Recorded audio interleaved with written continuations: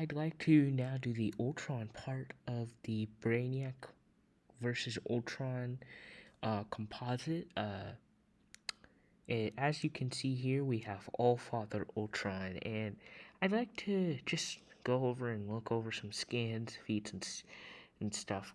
So, since he's relative to Odin, right, he should scale to all of the feats of Odin. And remember, Odin is way more powerful than all of the Asgardians. Thor is physically stronger than him, I believe, but that's probably like with Mjolnir. But Odin otherwise outclasses Thor in every way.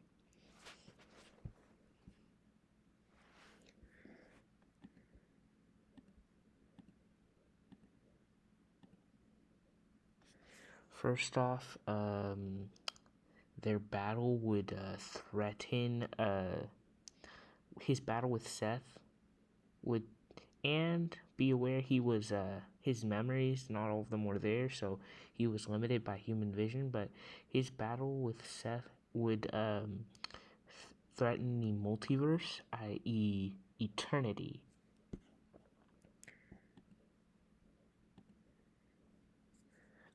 Here's another scan. Odin and the Phoenix Force had a relationship, and that sort of thing. I'd just like to go over that. Thor's connected to the Phoenix Force, like, because of that. And just like Odin is considered to be able to affect multi-eternity, i.e. the quote-unquote omniverse. I'm not going to say omniverse verbatim because it's often referred to as just the multiverse. And multiverse and omniverse are interchangeable, even though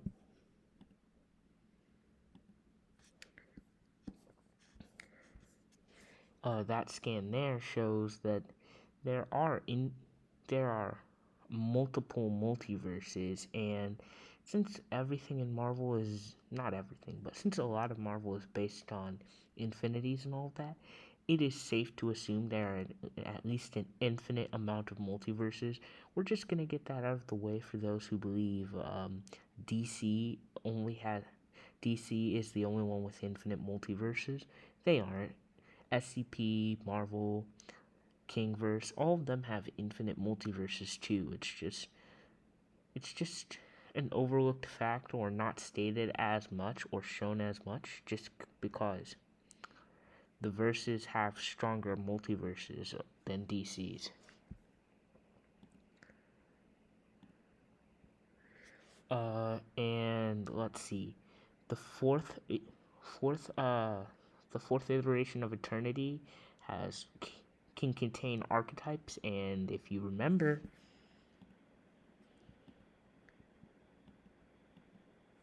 old gods and new gods are archetypal beings. So the fourth iteration of Eternity could contain the full true form of new gods. Maybe not Darkseid or old gods per se, because they are significantly above just regular new gods, who are still Platonic archetypal concepts. But still. And, yeah. Now, I'm gonna get into the real shocker of the video. There is a Galactus Ultron. So, yeah, there's Galactus Ultron. I have a photo and some scans, but I can't seem to find it at the moment. But yeah, there is such a thing as Galactus Ultron. And since we're going with Composite, we're gonna have to now look into Galactus too.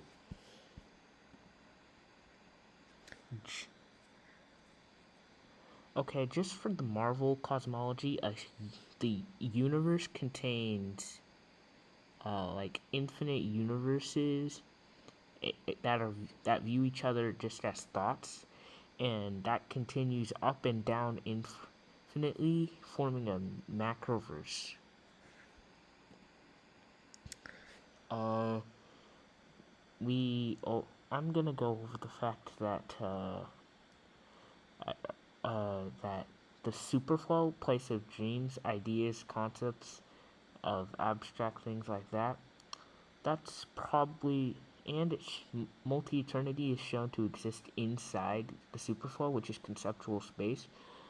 Um, well, multi-eternity should actually be the superflow, or post, uh, uh, yeah, but eternity current should be the superflow, and should exist within the neutral zone, and or the far shore. The neutral zone is a place of eldritch forms and predatory concepts, and I believe eternity encompasses that too now. Remember, eternity is expanding, similar to how our universe and the multiverse and all of that. The universe is constantly expanding, so by default, the multiverse, and by default, eternity. And I believe eternity has or contains the neutral zone within him, so he should be in the outside slash the far shore. Mephisto specifically states that the outside, the far shore, the mystery, those terms are interchangeable. So once again, I want to return to the scan. It shows the archetype or idea of Galactus goes all the way back to the fourth cosmos. I'm not exactly how that works in the context of his original origin, but I can make a video on that, and I might just checking into that. But yeah, and this isn't the strongest Galactus. Like Galactus, this Galactus threatened all. This Galactus is just for the fourth cosmos, and future Galacti, Galactuses threat have the power at full when they're satiated to threaten all of eternity or of the seventh or eighth cosmos, meaning they should scale above this Galactus, who is already like an archetype or story archetype, which should already transcend archetypes like Darkseid and here it is shown Lifebringer Galactus, like he's in the fourth cosmos, and he's saying how the archetypes can be saved and will re-continue or restart in a new like cosmos adventure sort of thing. Everything lives. And remember how Eternity said the first rule of like magic is nothing ever dies, and that's just the first rule of magic and just existence in general. Nothing truly is gone. The atoms are still there, or something like that. Another part of the Marvel cosmology, i.e., eternity, here, crossroads of infinity with limitless dimensions, and remember, dimensions like Dormammu's realm can contain infinite dimensions of their own, so it gets pretty insane.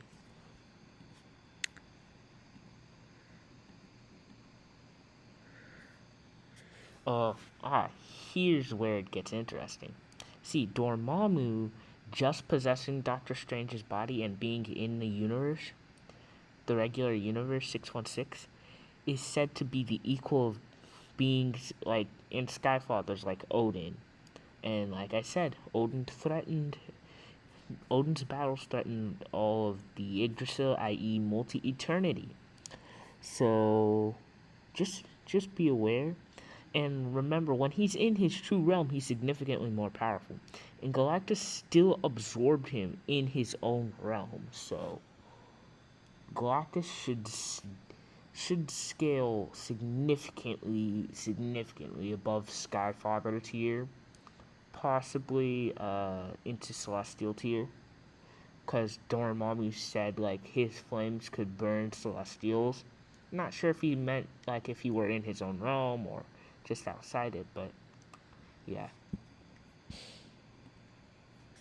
In eternity, multi-eternity is said to be a boundless multiverse, and here's a high-end or interpretation that I'd like to put out. Remember the Asgardians and how Odin scales above all of them? Well, the Asgardians, in- including Odin, Bor, all of them, they created the idea of these guys, the ones who sit above in shadow. And they feed upon Ragnarok and are basically the gods to the gods. Odin is described to be like Odin is like archetypal, similar to Galactus. Like Odin, Galactus, they're archetypal beings. Not the not the same power level, but the same tier and uh level.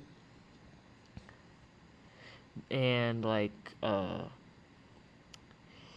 they're above that. And Loki's basically saying how, similar to how man created the god, what if the gods created the ones who sit above in shadow? And here's the scary thing.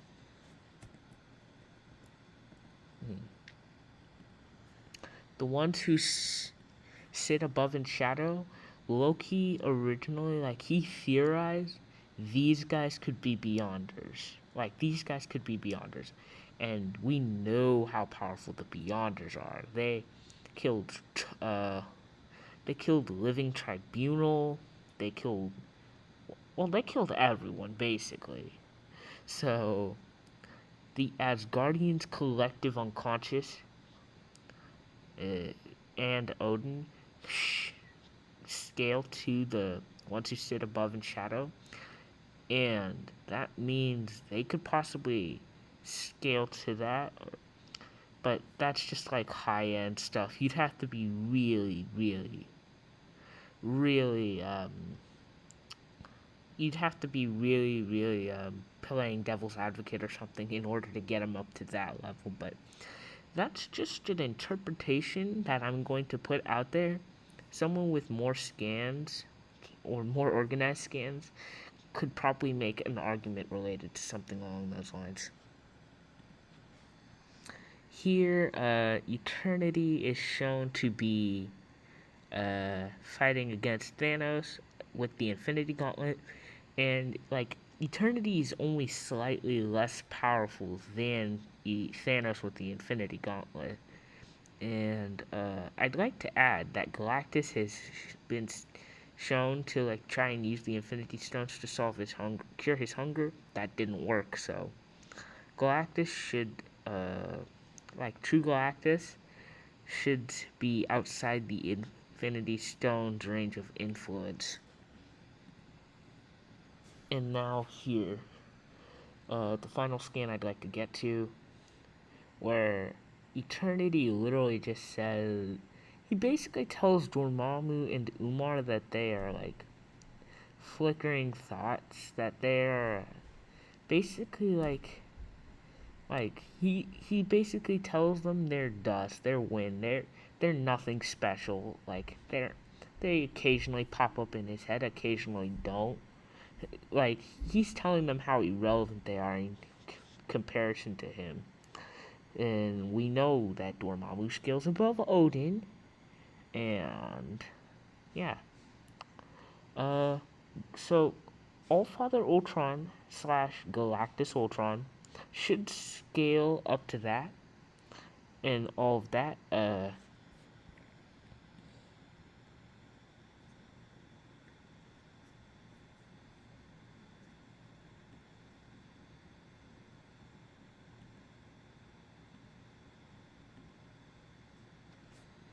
And yeah,